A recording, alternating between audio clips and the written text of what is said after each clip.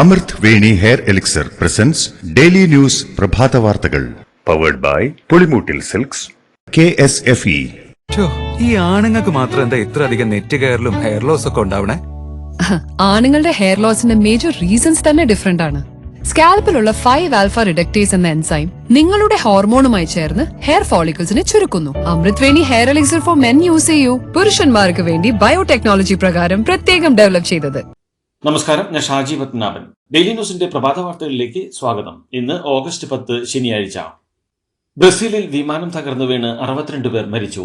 സാവോപോളയിലേക്ക് പോയ വിമാനമാണ് ബ്രസീലിലെ വിൻഹെഡോയിൽ തകർന്നു വീണത്.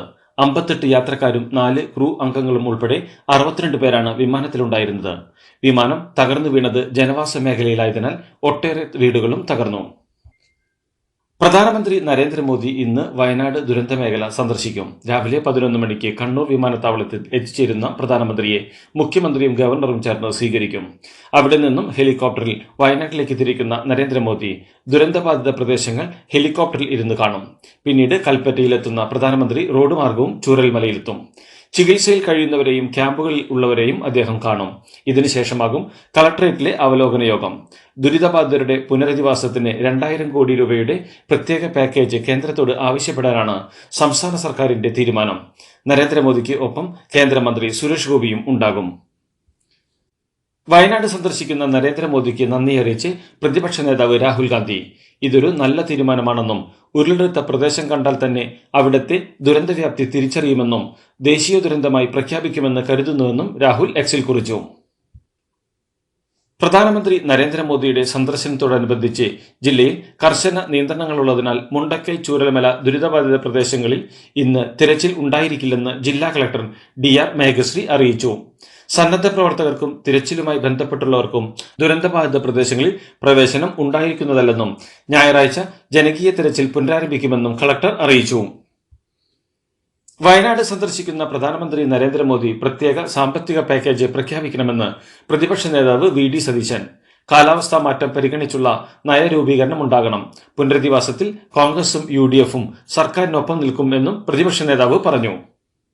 വയനാട് ദുരന്തത്തിന്റെ 11ാം ദിവസം 4 മൃതദേഹം കൂടി കണ്ടെത്തി. കാണാതായത് 133 പേരെന്ന് ഔദ്യോഗിക കണക്ക്. ജനകീയ തെരച്ചിൽ നടന്ന മേഖലയിൽ നിന്ന് വേറെ മൃതദേഹങ്ങളൊന്നും കണ്ടെത്താനായില്ല. ജനകീയ തെരച്ചിലിൽ NDRF, ഫയർഫോഴ്സ്, പോലീസ് വിഭാഗങ്ങൾക്കൊപ്പം റവന്യൂ വകുപ്പ് ജീവനക്കാരും പ്രദേശവാസികളും ജനപ്രതിനിധികളും സന്നദ്ധ പ്രവർത്തകരും അണിനിരന്നു. വയനാട് ഉരുൾപൊട്ടൽ മേഖലയിൽ നടത്തിയ ജനകീയ തെരച്ചിലിൽ ആനേടി കാപ്പിൽ നിന്ന് കണ്ടെത്തിയ മൃതദേഹങ്ങൾ PPE കിറ്റ് ഇല്ലാത്തതിനാൽ എയർലിഫ്റ്റ് ചെയ്യാനായില്ല. തെരച്ചിലിന് ഇറങ്ങിയ 8 പേരെ അവിടെ നിന്ന് എയർലിഫ്റ്റ് ചെയ്തിരുന്നു. മൃതദേഹങ്ങൾ അഴുകിയ നിലയിലാണെന്നും സന്നദ്ധ പ്രവർത്തകർ അറിയിച്ചു. സമയം വൈകിയതിനാൽ മൃതദേഹങ്ങൾ ഇന്നലെ എയർലിഫ്റ്റ് ചെയ്യാൻ സാധിക്കില്ലെന്ന് ജില്ലാ ഭരണകൂടം പ്രതികരിച്ചു. ദുരന്തത്തിന് നേരിട്ടോ അല്ലാതെയോ ഇരകളായ വിദ്യാർത്ഥികൾക്ക് എക്സാം ഓൺ ഡിമാൻഡ് സംവിധാനം നടപ്പിലാക്കാൻ സർവകലാശാലകൾക്ക് നിർദ്ദേശം നൽകി മന്ത്രി doctor R Bindu. Kalpetta collectorate conference ഹാളിൽ വാർത്താസമ്മേളനത്തിൽ സംസാരിക്കുകയായിരുന്നു മന്ത്രി.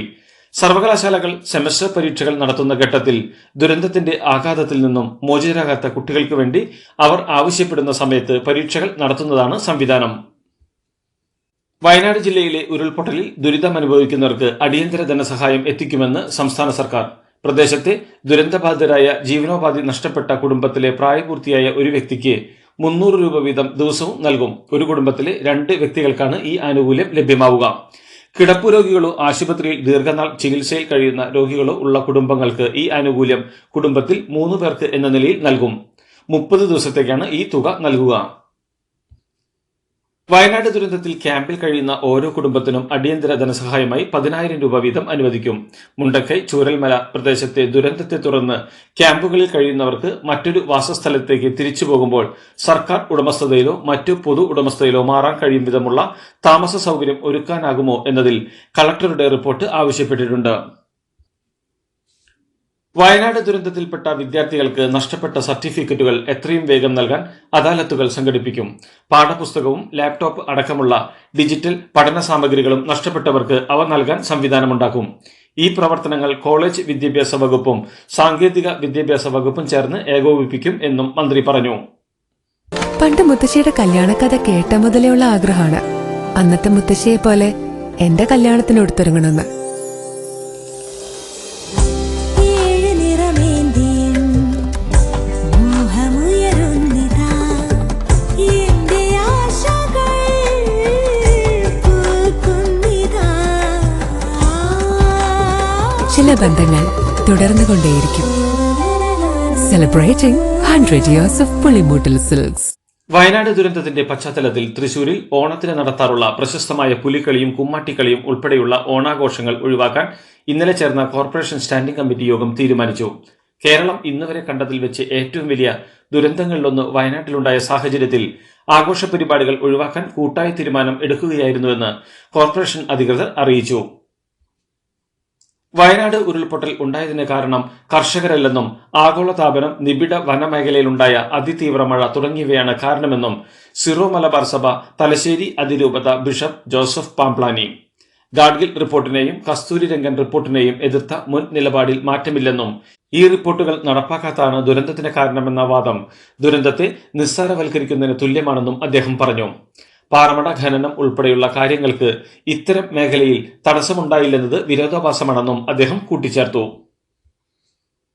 വയനാട്ടിലും കോഴിക്കോടും പാലക്കാടും മലപ്പുറത്തും ഭൂമിക്കടിയിൽ നിന്ന് പ്രകമ്പനമുണ്ടായതായി റിപ്പോർട്ട്. രാവിലെ 10 മണിയോടെയായിരുന്നു സംഭവം നടന്നത്.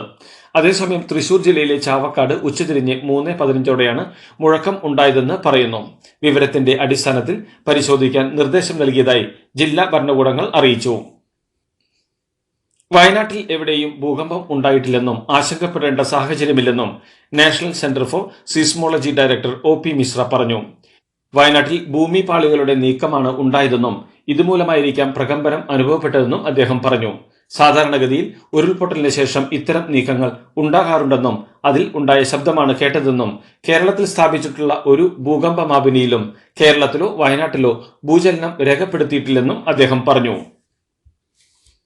പ്രകൃതി ദുരന്തങ്ങൾ ഒഴിവാക്കുന്നതിന് കേരളത്തിലാകെ പരിസ്ഥിതി ഓഡിറ്റിംഗ് നടത്തേണ്ടതുണ്ടെന്ന് ഹൈക്കോടതി. വയനാട് ഉരുൾപൊട്ടൽ ദുരന്തത്തിൽ സ്വമേധയാ കേസെടുത്ത ഹർജിയിലാണ് ഡിവിഷൻ ബെഞ്ച് ഈ നിർദ്ദേശം മുന്നോട്ടുവച്ചത്. അതേസമയം വിഷയത്തിൽ സർക്കാർ നിലപാട് അറിയിക്കാൻ അഡ്വക്കേറ്റ് ജനറൽ കെ ഗോപാലകൃഷ്ണക്കുറുപ്പ് സമയം തേടി. ജലജീവൻ മിഷൻ പദ്ധതിക്കായി കേരളത്തിന്റെ വിഹിതമായ 285 കോടി രൂപ ധനവകുപ്പ് അനുവദിച്ചതായി മന്ത്രി റോഷി അഗസ്റ്റിൻ. ഗ്രാമീണ മേഖലയിൽ സമ്പൂർണ്ണ കുടിവെള്ള വിതരണം ചെയ്യുന്നതിനുള്ള ജലജീവൻ മിഷൻ പദ്ധതിക്ക് വേണ്ടി കേന്ദ്ര വിഹിതമായ 292 കോടി രൂപ കഴിഞ്ഞ ദിവസം അനുവദിച്ചിരുന്നു. ഇതോടെ 573 കോടി രൂപ പദ്ധതിക്കായി ലഭിച്ചു. കേരളത്തിൽ അടുത്ത 5 ദിവസം ഒറ്റപ്പെട്ട ശക്തമായ മഴയ്ക്ക് സാധ്യതയുണ്ടെന്ന് കാലാവസ്ഥാ വകുപ്പ്. പത്തനംതിട്ട, കോട്ടയം, എറണാകുളം, ഇടുക്കി, മലപ്പുറം എന്നീ 5 ജില്ലകളിൽ നാളെ യെല്ലോ അലർട്ട് പ്രഖ്യാപിച്ചു. 12-ാം തീയതി പത്തനംതിട്ട, ഇടുക്കി, പാലക്കാട്, മലപ്പുറം, വയനാട് ജില്ലകളിലും 13-ന് തിരുവനന്തപുരം, കൊല്ലം, പത്തനംതിട്ട, എറണാകുളം, ഇടുക്കി എന്നീ ജില്ലകളിലും യെല്ലോ അലർട്ട് പ്രഖ്യാപിച്ചിട്ടുണ്ട്. ജാമ്യം കിട്ടേണ്ട കേസിൽ മകനെ പോലീസ് അന്യായമായി കസ്റ്റഡിയിൽ വയ്ക്കുന്നുവെന്ന് പോലീസിനെതിരെ പരാതിയുമായി യൂട്യൂബർ അജു അലക്സിന്റെ അമ്മ. ഫേസ്ബുക്ക് പേജിലൂടെ മകൻ പറഞ്ഞ കാര്യങ്ങളിൽ തെറ്റില്ലെന്നും അമ്മ മേഴ്സി പറഞ്ഞു. മോഹൻലാൽ ദുരന്തഭൂമിയിൽ പോയി സെൽഫി എടുത്തത് അടക്കമാണ് മകൻ ചോദ്യം ചെയ്തത്. മോഹൻലാലിനെ പ്രീതിപ്പെടുത്താനാണ് സിദ്ദിഖ് പരാതിയുമായി ഇറങ്ങിയതെന്നും അമ്മ മേഴ്സി പറഞ്ഞു. യൂട്യൂബർ അജു അലക്സിന് ജാമ്യം. തിരുവല്ല പോലീസാണ് അജുവിനെ സ്റ്റേഷൻ ജാമ്യത്തിൽ വിട്ടത്. നേരത്തെ യൂട്യൂബറുടെ കൊച്ചി ഇടപ്പള്ളിയിലെ താമസ സ്ഥലത്തു നിന്നും കമ്പ്യൂട്ടർ അടക്കം എല്ലാ ഉപകരണങ്ങളും പോലീസ് പിടിച്ചെടുത്തിരുന്നു. മോഹൻലാലിന് എതിരെയെന്നല്ല, അമ്മയിലെ ഒരംഗത്തിനെയും വ്യക്തിപരമായി അധിക്ഷേപിക്കാൻ സമ്മതിക്കില്ലെന്ന് അമ്മ ജനറൽ സെക്രട്ടറി സിദ്ദിഖ്. വയനാട് ദുരന്ത മേഖലയിൽ സന്ദർശനം നടത്തുകയും സഹായം വാഗ്ദാനം ചെയ്യുകയും ചെയ്ത നടൻ മോഹൻലാലിനെ ചെകുത്താൻ എന്ന പേരിലുള്ള തന്റെ ചാനലിലൂടെ യൂട്യൂബർ അജു അലക്സ് അധിക്ഷേപിച്ചിരുന്നു. ഇതിനെതിരെ പോലീസിൽ പരാതി നൽകിയതിനെക്കുറിച്ച് മാധ്യമങ്ങളോട് പ്രതികരിക്കുകയായിരുന്നു സിദ്ദിഖ്. ഏകാധിപത്യവും ഫാസിസവും ഒരിക്കലും വിജയിക്കില്ലെന്നും അതിനെതിരായി ഇന്ത്യൻ ജനത പ്രതികരിച്ചതിന് ഉദാഹരണമാണ് പാർലമെന്റ് തെരഞ്ഞെടുപ്പ് ഫലമെന്നും കോൺഗ്രസ് പ്രവർത്തക സമിതി അംഗം രമേശ് ചെന്നിത്തല KPCC ആസ്ഥാനത്ത് നടന്ന കിറ്റ് ഇന്ത്യ അനുസ്മരണം ഉദ്ഘാടനം ചെയ്ത് പ്രസംഗിക്കുകയായിരുന്നു അദ്ദേഹം. ഇതെന്താ വണ്ടി അവിടെ പാർക്ക് ചെയ്യാത്ത? ബെൻസ് വരും. അതെ, മെഗാ സമ്മാനം പുതിയ ബെൻസ് കാറാണ്. 2ാം സമ്മാനം ഇന്നോവ ക്രിസ്റ്റ, അതും 17 എണ്ണം. പിന്നെ ആദ്യ സീരീസിൽ 170 പേർക്ക് ഐഫോണും. ഇത്തവണ സമ്മാനങ്ങളുടെ നക്ഷത്ര തിളക്കവുമായി KSFE ഗാലക്സി ചിട്ടികൾ. രാജ്യസഭയിൽ സമാജ്വാദി പാർട്ടി MP ജയ ബച്ചനും രാജ്യസഭാ അധ്യക്ഷൻ ജഗ്ദീപ് ധൻഖറും തമ്മിൽ വാക്കേറ്റം. ചെയർമാന്റെ ശരീരഭാഷ ശരിയല്ലെന്ന് ജയ ബച്ചനും സെലിബ്രിറ്റി ആയതുകൊണ്ട് ജയ ബച്ചൻ വായിൽ തോന്നിയത് പറയരുതെന്നും മര്യാദകെട്ട പരാമർശം അസഹനീയമാണെന്നും ധൻഖറും പറഞ്ഞു. നിങ്ങളുടെ സംസാര രീതി ശരിയല്ല എന്ന് ജയ ബച്ചൻ പറഞ്ഞതോടെ ജയ ബച്ചൻ നടിയാണെങ്കിൽ താൻ സഭയിലെ സംവിധായകനാണെന്നും സംവിധായകൻ പറയുന്നത് കേൾക്കണമെന്നും ധൻഖർ പറഞ്ഞു. രാജ്യസഭാ ചെയർമാൻ ജഗ്ദീപ് ധൻഖറിനെതിരെ ഇംപീച്ച്മെന്റ് നീക്കവുമായി പ്രതിപക്ഷം. ജയ ബച്ചനുമായി ധൻഖർ നടത്തിയ വാക്കേറ്റത്തിന് പിന്നാലെയാണ് പ്രതിപക്ഷ നീക്കം. പ്രതിപക്ഷത്തെ നിരന്തരം അപമാനിക്കുന്ന ധൻഖറെ നീക്കണമെന്നാണ് ആവശ്യം. പ്രമേയത്തിന്മേലുള്ള നീക്കം തുടങ്ങിയതോടെ സമ്മേളനം വെട്ടിച്ചുരുക്കി രാജ്യസഭ പിരിഞ്ഞു.